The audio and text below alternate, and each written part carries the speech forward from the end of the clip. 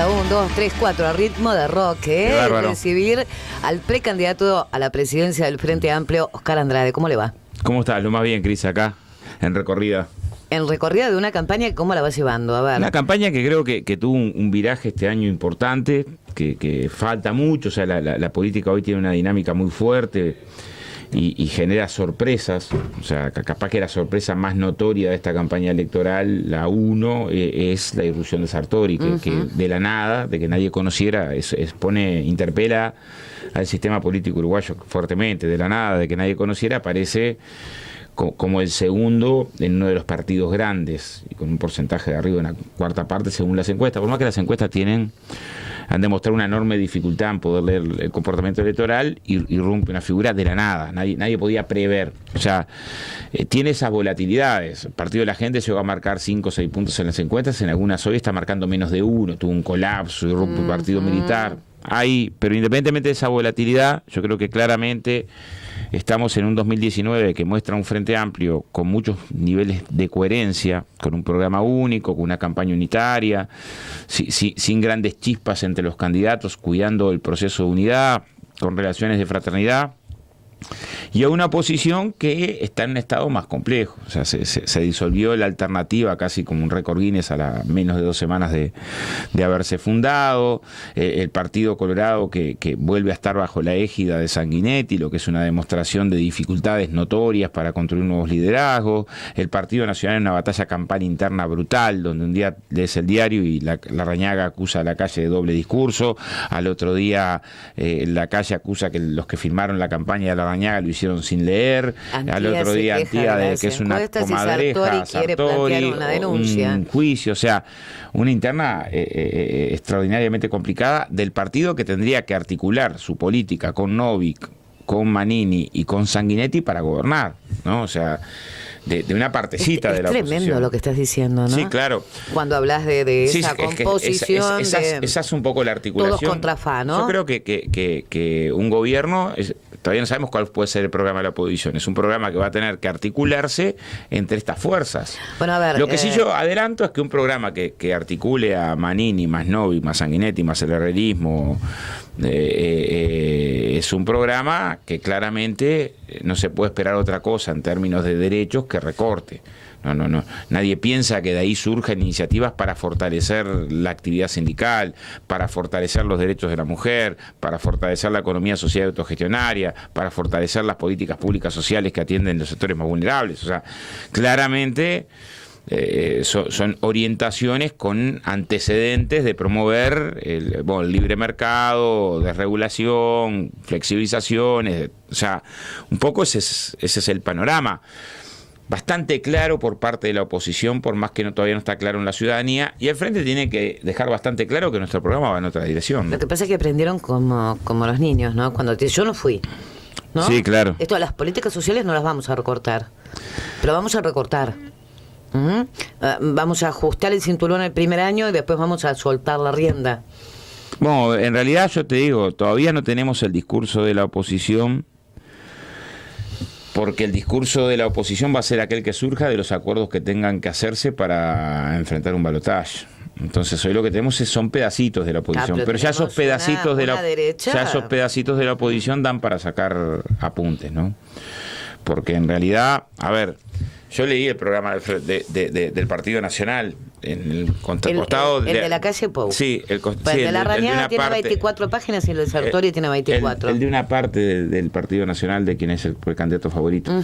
En ese costado de la recorte habla de rebajar en el periodo arriba de 27, 28 mil funcionarios públicos.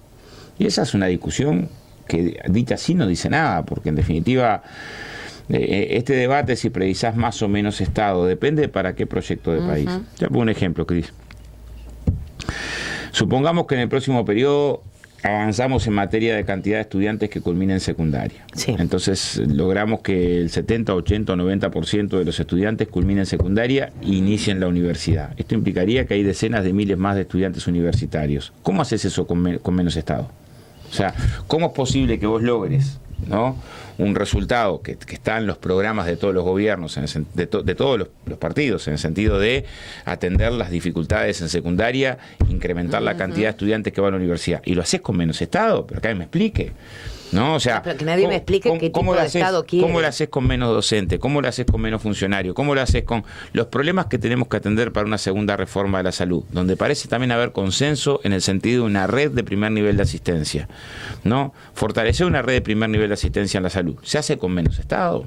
No. O sea, la discusión, yo también estuve comparando programas de gobierno. No hay un solo partido que deje afuera que hay que fortalecer los controles ambientales. Esto es, dotar a la Dirección de Medio Ambiente de mayores recursos. Eso es menos Estado.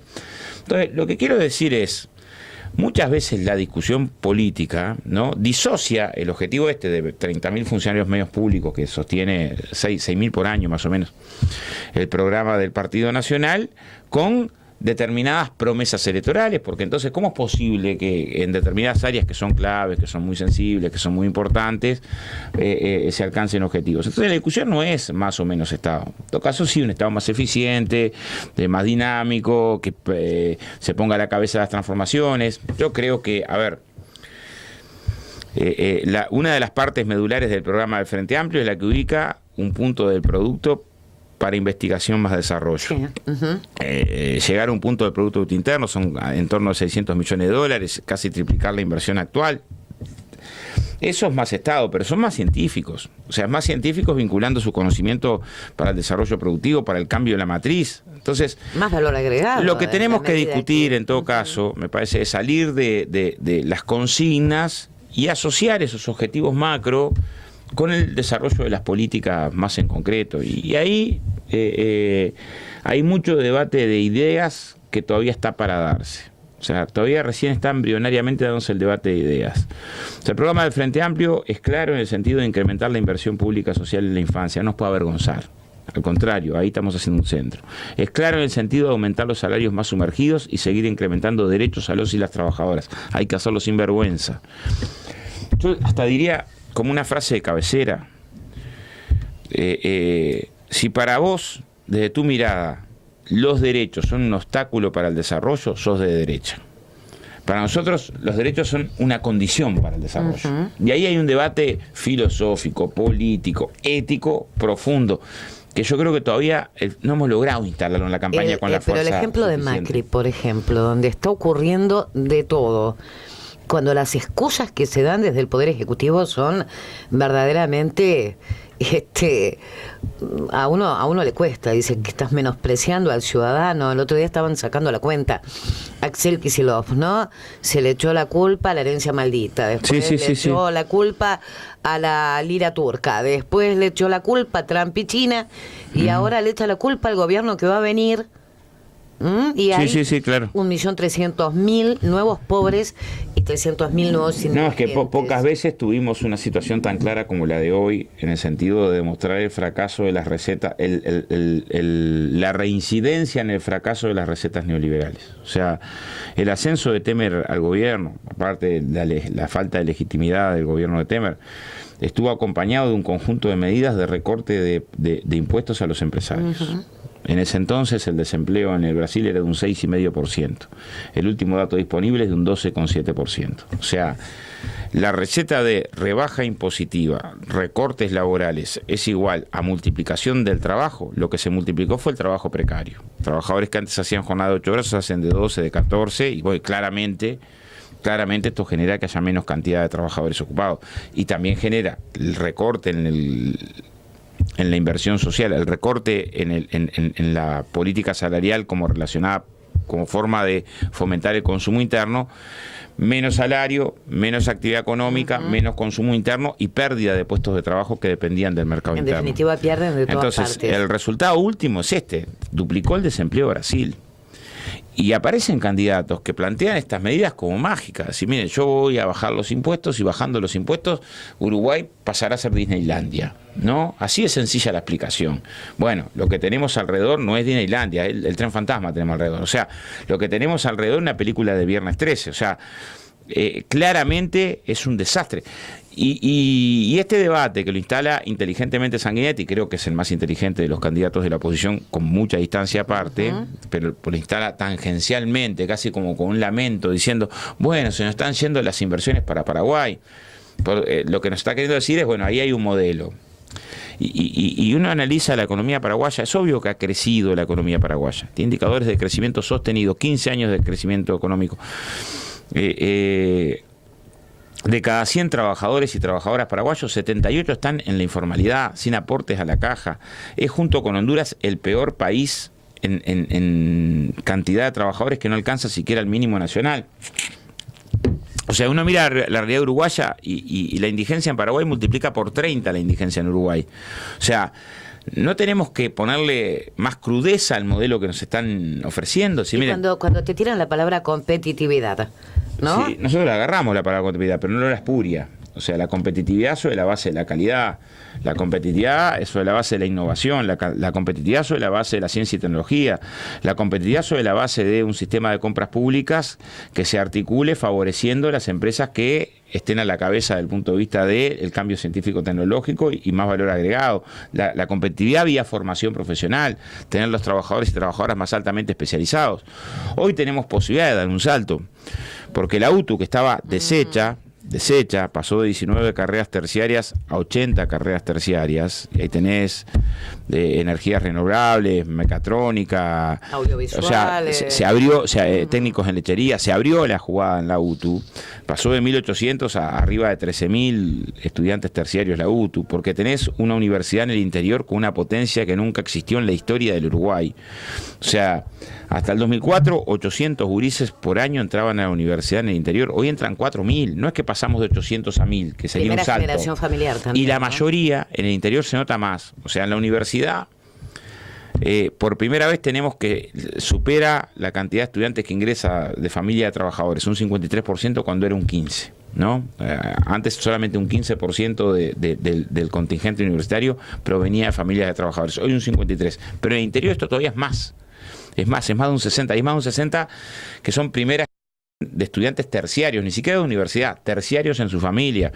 ¿Alcanza? No alcanza, pero no me digas que es igual. Pero lo que digo es, tenemos la UTU, la universidad, la UTEC, la Universidad Tecnológica que antes no teníamos, y un INEFOP que tiene una potencia mucho más importante que la vieja Junta Nacional de Empleo. Bueno, a la que se le agrega ahora formación dual entre la INEFOP y UTU, ¿no? Que crea otra dinámica. Por eso digo, el problema es cómo articular un sistema integrado de formación entre UTU, UDELAR, INEFOP y UTEC a los efectos de potenciar procesos de especialización productiva. Entonces vos decís competitividad, esto es competitividad. Hace poco estuve en la Universidad de Tacuarembó. Ahí hay un puñado de científicos que están estudiando modificaciones genéticas en el agarró a los efectos de generar plantaciones que puedan ser soporte para una cadena forestal madera muebles, que si le incorporás diseño, tiene una perspectiva de transformación productiva al país. Contémosle a la gente que nuestros diseñadores están vendiendo diseño crudo a Brasil. Claro, entonces lo que quiero decir es, este tipo de discusión política, vas a tener posibilidad de desarrollar una perspectiva industrial si tiene más recursos. Entonces, ahí estás discutiendo, si mira, ¿qué tipo de inversión querés? La que piensa la competitividad en base a costos, esto es, buscando salarios de 4 o 5 mil pesos, va a ir a Paraguay. Esa inversión va a ir a Paraguay. Si vos apostás a otro tipo de inversión, que apuesta al trabajo de calidad de proceso, a calidad de resultado, negociación, a un país integrado. O sea, tenés una discusión desde un costado distinto. Yo creo que esa discusión hay que darla porque ahí se abren claramente dos proyectos de país, sin duda. En este concepto de Mercosur que tenemos ahora, ¿no? Donde quiere Bolsonaro hacerse como